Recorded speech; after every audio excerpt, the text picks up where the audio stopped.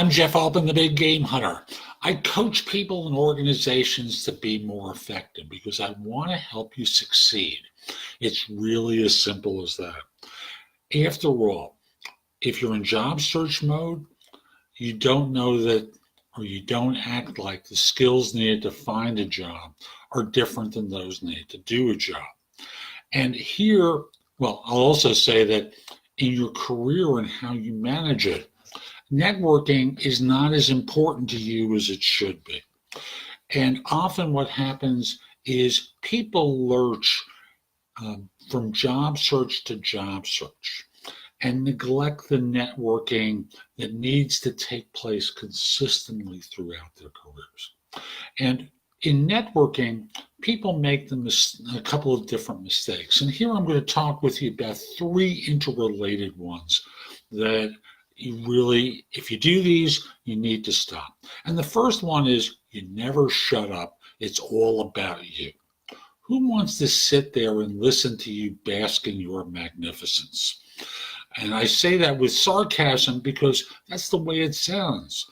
All you're doing is a monologue, as though you're on the stage talking about yourself as the most wonderful, fabulous, terrific individual.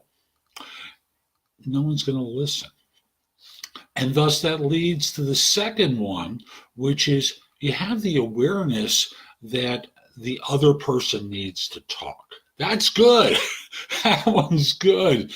But one of the things you need to do is ask questions, and good questions based upon what they've said.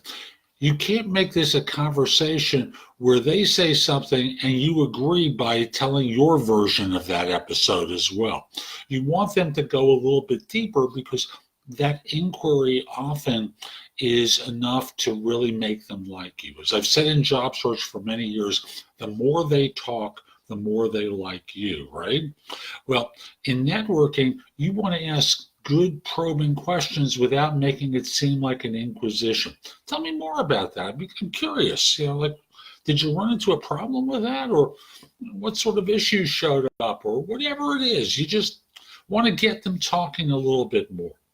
And thus it leads to the third one, which is making time to talk about yourself too, and not just talk about yourself incessantly. And this is one of those dances that you need to be aware of, that in asking the questions of the other person, you need to make room for yourself to speak. Now, it's too much for you to go on a long monologue, but you've got to be in the game too. And there's a point, like if you're in structured situations, like you're in a networking group, you can say something along the lines of, hey, just want to make sure there's, I want to talk about myself a little bit. Is that okay? I want to give you a feel for what I do. But in most networking situations, not the formal groups with the structured conversations, but in the real world, when you're networking with people, the goal becomes to have a conversation where people talk to one another and they share information and they start to develop the relationship where they know, like, trust, and respect each other. I'll repeat that. Know, like, trust, and respect one another. And unless you get some information out about yourself, all they know is they kind of like you because you were listening to them. They never think about the listening part, but they kind of like you. And they're not able to do anything because they don't know what you do to be able to refer you or to help you either. So the first one, again, is over-talking by being on this nonstop rant and monologue. The second thing is not engaging in active listening by probing with quality questions. And the third one is not talking about yourself at all. So hope you found this helpful. I'm Jeff Altman, the Big Game Hunter.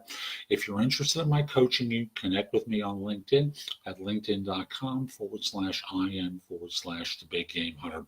Mention that you saw the video. I like knowing I'm helping some folks. Once we're connected, message me that you're interested in coaching. We'll set up time for a free discovery call. I hope you have a great day and take care.